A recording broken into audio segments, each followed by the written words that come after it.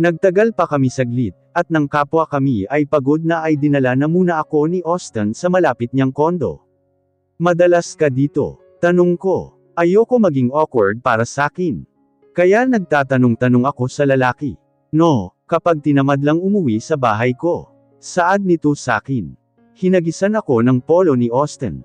Puti iyon, nahiya ako na suotin pa iyon, dahil parang dress sakin iyon sa sobrang laki. Bitbit ko ang binigay ni Austin sakin. Mag-half shower sana ako kaso, nag-save water kaming dalawa. And I don't have problem with that, besides nag-enjoy naman ako sa ginagawa namin. Halos kumapit na ako ng sobrang higpit sa sink, grabe pala ito kapag sa gantong gawain si Austin. I told you, may next pa. Bulong nito sa aking tenga. Di na ako nakasagot dahil nakatuon ang atensyon ko sa binibigay ni Austin sakin. Habang ginagawa namin iyon, ay nakatingin ako sa salamin kung ano ang itsura naming dalawa. Dahan-dahan pa ako lumabas, kasi nahihiya talaga ako kay Austin. Nagbibihis na ang lalaki ng black shirt. Ang gwapo naman nito. Ganyan ba kapag after maglambangan? Humarap ang lalaki sakin at ngumiti. Wow, totoo ba ito? Ngumiti si Austin sakin. Are you okay? Tanong nito sakin. Gusto ko tanungin ng lalaki kung anong setup namin. Hindi pwedeng wala, ano 2 beses na may nangyayari sa amin. Dapat lang na meron. Kahit nahihiya ako ay tinanong ko pa din siya. Austin, I have questions. Nahihiya kong saad. Tumingin ito at nakikinig sa gusto kong sabihin. Anong label natin? Di pwedeng ganto, may nangyayari sa atin. Saad ko. Hindi agad nakasagot ang lalaki. Dahil doon ay kinabahan ako. What if ayaw niya? Ayoko naman na walang label ta. Paano kung madisgrasya ako? Anong sasabihin ko, nabuntis po ako ni Austin, at wala po kaming label. Ayokong ma-disappoint pa ang parents ko sakin. Okay, we will try to work this. Okay, pagkukumbinsi nito sakin. I don't know if tama ba na humingi ako ng label, kahit na di kami magkasundo minsan. Pumayag ako sa sinabi niya, kahit wala pang kasiguraduhan ay gumora ako. I know ang complicated ng situation ko, anong magagawa ko, no choice na ako. Sobrang pagod ko sa ginawa namin. Akalain mo ba naman una sa car niya, tapos may shower pa. Nanginginig na ang mga tuhod ko kanina, sobrang pagod na ako. Mabuti na lang ay tumigil din si Austin. Sa kondo na niya ako natulog. Wala na akong lakas para umuwi. At saka nakakahiya, nag-iwan pala ang lalaki ng marka sa aking leeg. Paano pag nakita ta? Syempre alam na nila kung saan nanggaling ta. Alangan na naman kinagat ng lamok tas ganon. Ang sarap ng tulog ko nang biglang may humahawak sa belly ko. I thought na panaginip lang, akala ko na panaginip lang, may ibang pakiramdam. But I'm wrong, dahil ang kamay ng lalaki ay di mapakali. Ang aga-aga naman nito ni Austin manggulo. Nagkunwari lang ako natulog, dahil sa inaantok pa talaga ako. Nagising lang ako dahil sa ginawa ni Austin sakin. Nang makatulog uli ako, ay biglang nagring ang phone ko. Unknown number naman, kaya kahit pikit pa ang mata ko, ay nagtataka saan nakuha ng tao ang number. I opened the message. Ang laman ng message ay, Hi, this is Mason, if you don't mind, nakuha ko ang number mo kay Natalia. Kaya pala ang bruha ang nagbigay. I replied to his message. Okay, noted, I will save your number, Mason. Habang nagtype pa ako ay tumayo si Austin, at mukhang pikan agad. Austin, tawag ko sa lalaki. Nasa bathroom pala ang lalaki. Inantay ko ito na matapos, para makapag-palm na uuwi na ako. Nakatapis lang ito ng towel. What? Tanong nito sakin, ang aga mo naman mabad trip. Sagot ko dito. Uuwi na ako, inantay lang kita matapos. Tumingin ito sakin habang inaayos ang polo. Lumapit ako upang tulungan siya sa pag-ayos ng necktie niya. Okay, hahatid kita. Sagot ni Austin sakin. No, I'm okay sa office ako didiretso. Pagpipilit ko. No, ihahatid kita. Pagmamatigas ni Austin. Di na ako nakipagtalo, dahil nagiging strict na ang boses ni Austin. Nang makasakay na ako sa car ni Austin, ay busy naman ako sa aking cellphone. Bakit, busy na busy ka dyan sa cellphone mo? Masungit na ani ni Austin. Tumingin ako sa lalaki, dahil bakit parang nagtutunog nagseselos ito. Kaibigan ko si Mason, nag-text sakin. Tumango naman si Austin sa explanation ko. He touched my hand and massaged slowly, nagdadrive ito. Yang kamay mo baka san yan mapunta. Pagsasaway ko kay Austin, di pa din tumigil ang lalaki. At talagang pinisil pa ang aking braso. Mabuti na lang walang kalokohan na ginawa si Austin. Tinanong pa ako nito if gusto ba daw namin dumaan sa coffee shop.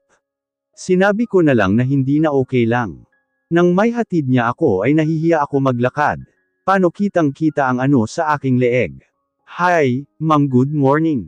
Bati sakin ng secretary ko. Ngumiti lang ako sa secretary ko, wala ako sa mood, dahil hanggang ngayon ay inaantok pa din ako. Make a coffee, please. Paghingi ko sa aking secretary. Mabuti na lang at masarap ito magtimpla ng kape. Nang araw na iyon ay panay ang message ni Mason sakin.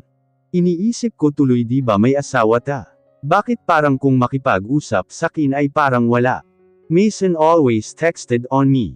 I'm scared na malaman ito ni Austin, we are trying to work our relationship. I was busy to my work, when Austin gave me a food. Nagulat pa ako nang bigla itong lumitaw sa office ko. Hi, anong meron? Ang tanong ko kay Austin. Hindi ako nito sinagot, busy lang ito sa pag-aayos ng pagkain na dala niya. Thank you sa food. Pagpapasalamat ko sa kanya. Di ako kinikibo ng lalaki. I don't know bakit, wala naman akong ginawa. Di ko naman inasar yun. Umupo ito sa harap ko, at nagsimulang kumain. Tahimik lang talaga siya mga mare. Parang show nga ako na pinapanood ang galaw niya. I'm so curious bakit ganito siya sakin. What happened? Bakit ang cold mo na naman? Tanong ko sa kanya. Tumingin ito sakin, iyan na naman yang tingin niyang nakakatakot. Akala mo may nagawa kang mali. Ikaw pa din na mamansin dyan. Ikaw nga tong may atraso sakin. Pagtatampo ko, tignan mo ginawa mo, kailangan ko patakpan para matago yung ginawa mo sa neck ko. Wala pa ding kibo sakin. May nagawa ba ako? Kinakabahan ako sa pagiging tahimik nito. At mabuti na lang ay nagsalita na ito. Sino ba talaga kausap mo kanina sa phone mo? Seryosong tanong nito sakin. I was shocked na nasabi ko nga pala name ni Mason. Dahil lang doon, really Austin. He is just my friend. Pagpapaliwanag ko. Friend nga ba? Seryosong balik na tanong nito sakin. Okay, he is my ex-boyfriend. Di ko na sinabi sa'yo dahil tapos na, past na yon.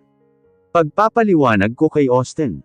And besides, manghihingi ba ako ng label, if I'm not moved on na kay Mason, for God's sake.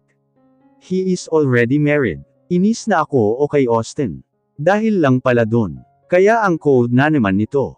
Ang saya ko pa naman, kasi nag-abala pa sakin na dalhan ako ng food. Pero mukhang nasira na niya ang mood ko. I didn't know. I'm sorry Viana. Paghingi ng paumanhin nito sakin. Okay, maybe next try to talk to me first, before na kung ano-ano pa iniisip mo. Aaminin ko na unti-unti na ako nahuhulog kay Austin, kaya ganito ako kabilis magpatawad sa kanya. Tumayo ang lalaki at niyakap ako. He kissed me on my head. Ngayon lang uli ako nakaramdam ng may naglalambing sakin. And I hope he is the last one. Ayoko na kumilala pa ng iba. Even na ilang days pa lang kami, ay parang sigurado na ako kay Austin. Napaka-maalaga niya, may mga times lang na parang hirap ako basahin ang meron siya. I hugged him back, and he kissed me on lips. Lalalim na sana ang halikan namin, na ma-realize ko na nasa office pa nga pala kami. Natatakot ako na baka may pumasok bigla. Don't worry, na-lock ko ang pinto. Saad nito sakin. Napatingin naman ako nagulat dito. Pinlano mo talaga ano? Kinurot ito dahil dun ay napasigaw si Austin sa sakit. Naglalambing ito sakin nang biglang mag-ring ang phone nito. Nagpaalam ito sakin na sasagutin ang phone call. Lumayo ito ng konti sakin. Habang kumakain ako, ay nakatingin ako sa kanya. Mukhang problemado ito sa kausap. Baka emergency meeting. Bakit naman kasi andito, mukhang di naman nito break. Sabagay CEO nga diba? Nang patayin na ni Austin ang call ay lumapit ito sakin. Viana, I need to go na, may emergency meeting lang. Okay, ingat sa pag-drive. Paalam ko dito. Viana pa din ang tawag nito sakin. I expect na, he will call me kahit hon, babe, or love. Sabagay ang sabi nga ng iba don't expect too much from people. At nasa stage palang nakinikilala palang namin ang isa't isa. Ayoko naman madaliin, dahil baka magsisi ako if di mag-work. Tinapos ko talaga ang mga paperwork na kailangan ko, and para bukas sa presentation ko with mom. Ayoko mapahiya dahil andoon din si Austin. Ayoko mapahiya sa harap niya. Nakapag-ayos na ako ng gamit ko. Nang mag-message sakin si Natalia. Hey, are you free tonight? Kilala ko tong si Natalia kapag ganyan ang typings niya. Something happened to her. I replied to her message. Yes, basta sa'yo I'm always free to you. Inaya ko na lang na sa tahimik na lugar kami. Ayoko muna mag-bar, dahil the last time na mag-bar ako muntik na ko mapahamak. Mabuti na lang andoon si Austin. Sa dating quiet place natin. Di na ako umuwi, dumiretso na ako sa place, kahit naka-office suit pa ako ay pumunta na ako. Maaga pala na dumating si Natalia sa place. Kita ko sa mga mata niya ang lungkot. At tama nga ako may problema pag ganto siya. What happened? Nag-aalala kong tanong kay Natalia, si Dylan umiiyak na saad nito. O anong meron kay Dylan? Kinakabahan na ako kay Natalia, kung ano bang nangyari. May babae siya, umiiyak na paliwanag niya sakin. What? Akala ko ba di loko-loko yan? Gulat na tanong ko kay Natalia. He said mas nauna daw yun, bago kami na-arrange, and he wants na ituloy ang wedding, pero di niya iiwan ang babae. Paliwanag ni Natalia sakin. Aba, iwanan mo na yan. Galit na sabi ko kay Natalia, umiling lang ito. No, I can't, because I'm pregnant saad nito. Napapikit ako, trouble. Paano yan? Alam niya ba? Sunod-sunod na tanong ko kay Natalia, pero mukhang occupied pa ang pag-iisip ng babae. I don't know what to do box, umiyak na ani nito. Pinapatahan ko muna ito dahil masama yun sa kanya. Tsaka huwag ka nga umiyak. Akala ko ba ayaw mo dun? Inis na saad ko. I lied, nahihiya lang ako na aminin sa'yo, dahil kinain ko ang mga sinabi ko noon. Sa aming pag-uusap ay nakailang message pala si Austin sakin. Di ko napansin. I replied to his message. I'm sorry, may sinamahan kasi ako. Pagdadahilan ko dito. Sumagot naman agad sa reply ko si Austin. Alam na niya raw kung nasaan ako. Siyempre ako nagtaka ako paano. Magtataka ka pa ba girl? CEO yan may mga ways yan. Naabutan niya na maga ang mga mata ni Natalia. Binati ni Austin ang kaibigan ko. Hi, I'm Austin Gilmore.